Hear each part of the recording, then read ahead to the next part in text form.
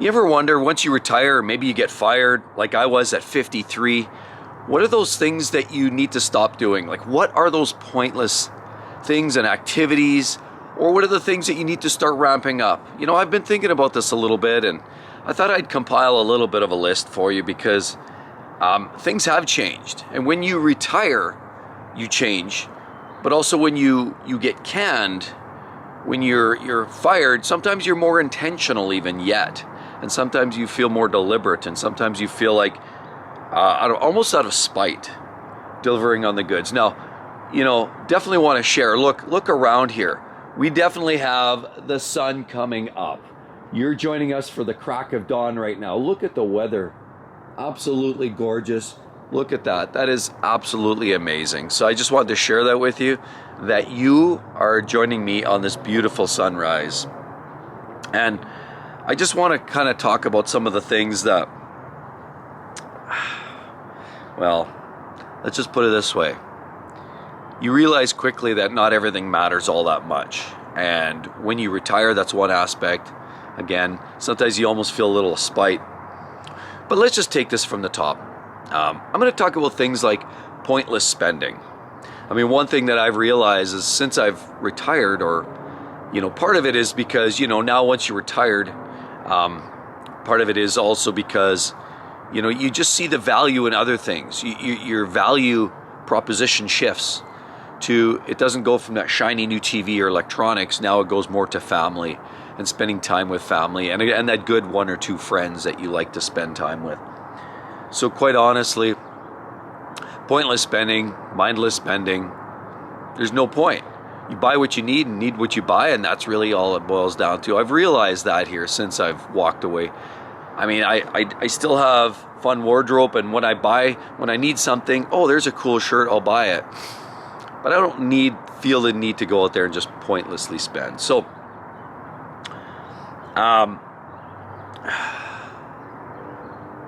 another thing I've realized is I used to make promises to people, overpromise. I had people that would say, Mark, can you do this? Mark, can you do that?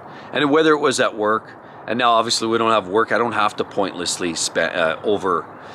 overreach and overcommit. And that was something that I find in the work life. You know, you get 100 different people coming at you. Your supervisor lands you a new project, a new task, and you're supporting that. And then another manager comes, and another person comes, and even a peer comes over. Hey, can you do this for me? And you overcommit, and you feel like you're overcommitting, and you're trying to overdeliver, or at least deliver on your overcommitment. I don't care anymore. Once you retire, none of that really matters. You take on what really matters. You prioritize your own personal list. Your family, if they need support, absolutely you help them out. The rest of it really doesn't matter. Another thing I've changed up a little bit, you know, when I was working, a lot of times I was taking work home with me, and that's bad. That's bad for your health in so many ways.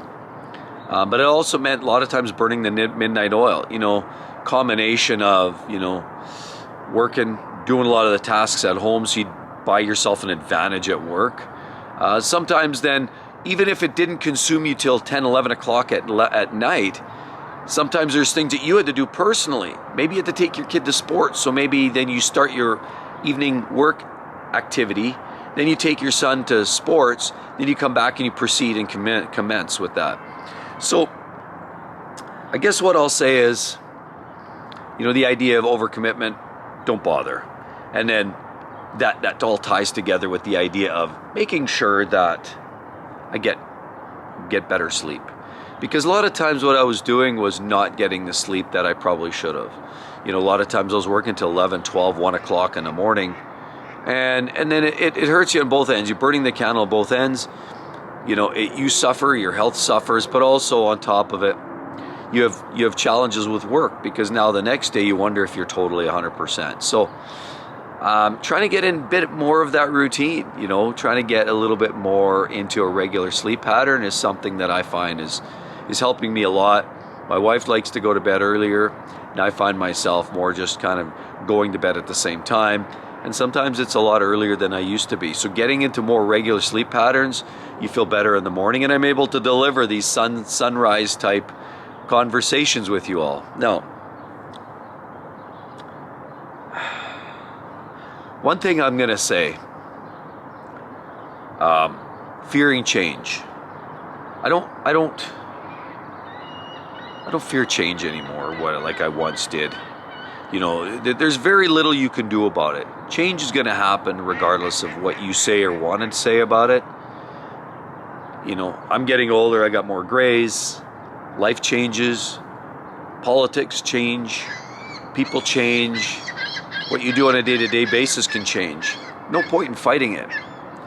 You know, if there's one thing I realized when I saw my parents slowly passing away, was you could see the change and the evolution, not even evolution, it's just the natural aging and changing that they were going through.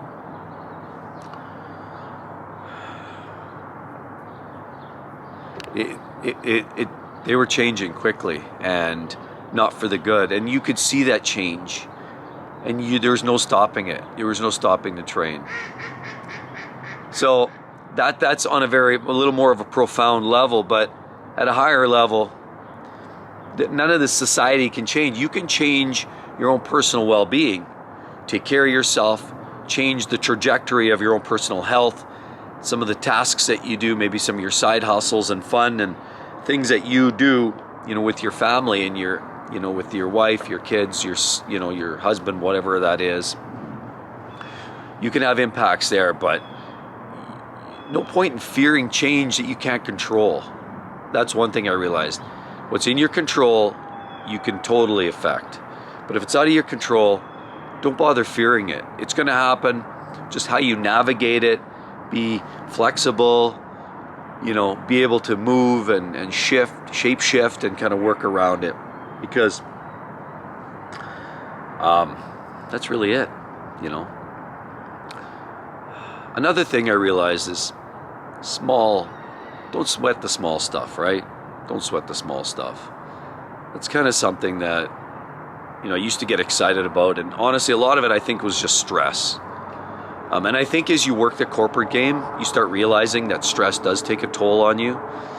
And it was. But it also shifted your priorities. And for me, it did.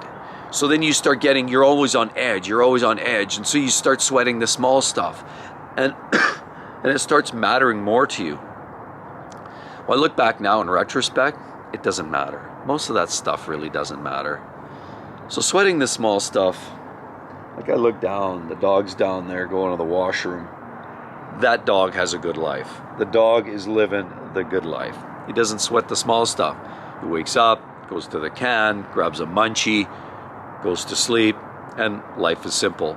That's where I'm trying to achieve a dog's life, if you will. Maybe not. That's a little bit boredom. But, you know, with the side hustles, I find after getting canned, I'm finding myself caring less about the things I cared about before. And so sweating the small stuff, don't, because it hurts your body, your soul, your mind. It adds stress and anxiety. Who cares? Water off a duck's back. That's a phrase I used to say. My kids always would ask me, what do you mean by that? Or the squeaky wheel gets the grease. What do you mean by that? I mean, I had all kinds of those fun little sayings, and the kids didn't really resonate with it.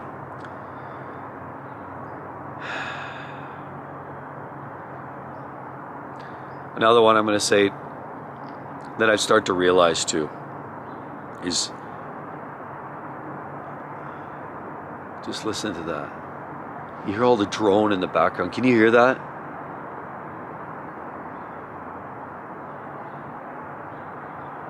Yeah, I can hear it. And it's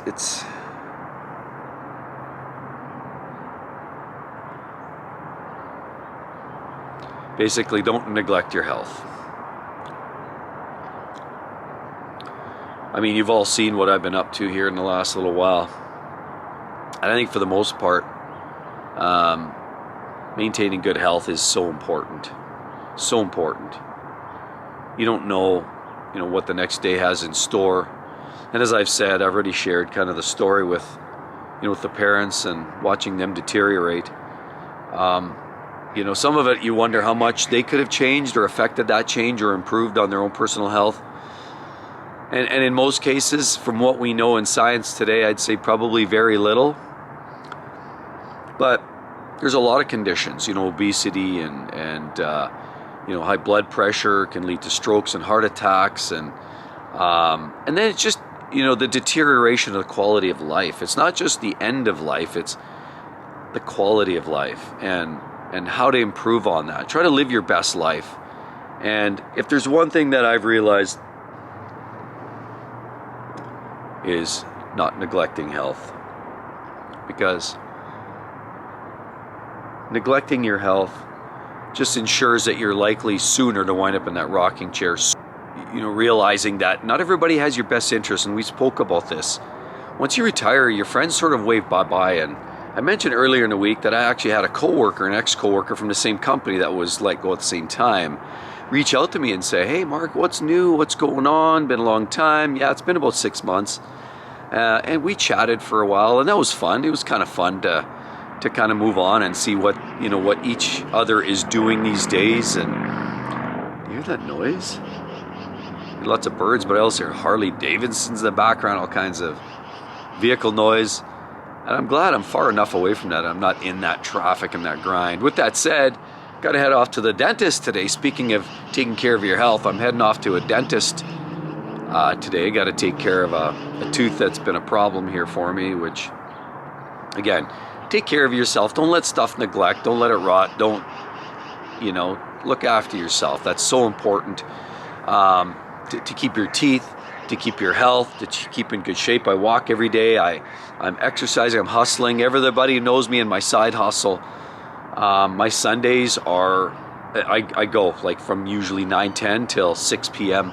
I'm going constantly moving and filming. If you know the type of filming I do, my other YouTube channel, I'm constantly on the move. So I get tons of exercise. I probably get between 15 to 20,000 steps a day on those days. And every other day I'm getting 10 to 15,000 steps a day plus.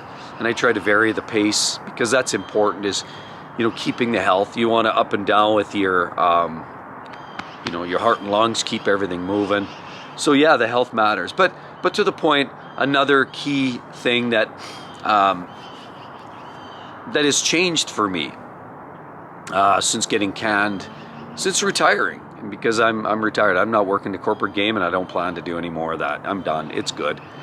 I found other means and other ways to look after myself, close gaps between this and side hustle and pensions. You know what?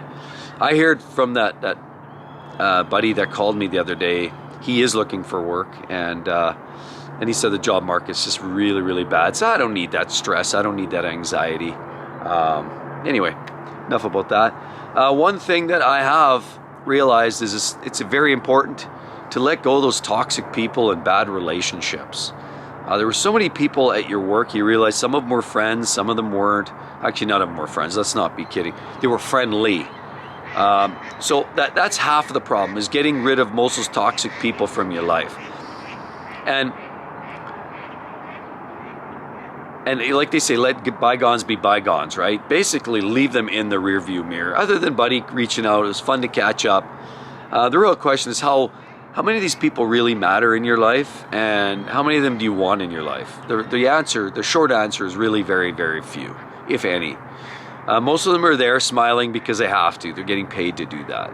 And quite frankly, a lot of those people are toxic, and they're all competing for the same job. They're trying to suck up to the same manager, boss, whatever, doesn't matter. And you look around, as I did at the end of my career, even before that big D-Day, I look around and I look at all the bag licking that was going on, and I'm like, you kiss your wife with that mouth. So, I mean, there's so much of that back shivving, there's so much of toxicity, people talking smack, and you know what? It's just done a million miles of good for me to eliminate that toxicity from my life. But there's also people in your current life, and we have people in our circles that aren't in work. The wife and I have elected to make changes, formal changes, to cut some of these people out of our lives. We've made changes. We know who some of these toxic, gross people are, And it's so important that you realize you've got to let go of them. They might be family, and in fact, we've got some family that is like that we've had to not formally say it to them, but essentially indirectly, passively, aggressively cut them from our lives. And we've done that because they were toxic people. And as you age, you don't need that anxiety. You don't need toxic people around. Only have the good people in your lives. Keep the good people around. You don't need that garbage. You don't need that noise. You don't need those bad people in your life. Nobody needs it. So that's what we've realized and elected is, and what I've realized, twofold. One, getting canned because I think you realize that is time to turn a leaf, and it's an opportunity to start fresh. Whether you're just starting fresh into retirement or whether you're starting fresh into a new job, it's almost kind of nice to knock the dust off, right?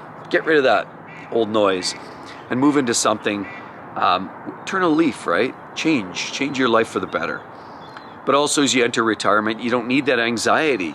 Shed that nonsense, shed that dead weight off your back. And that's what I've realized.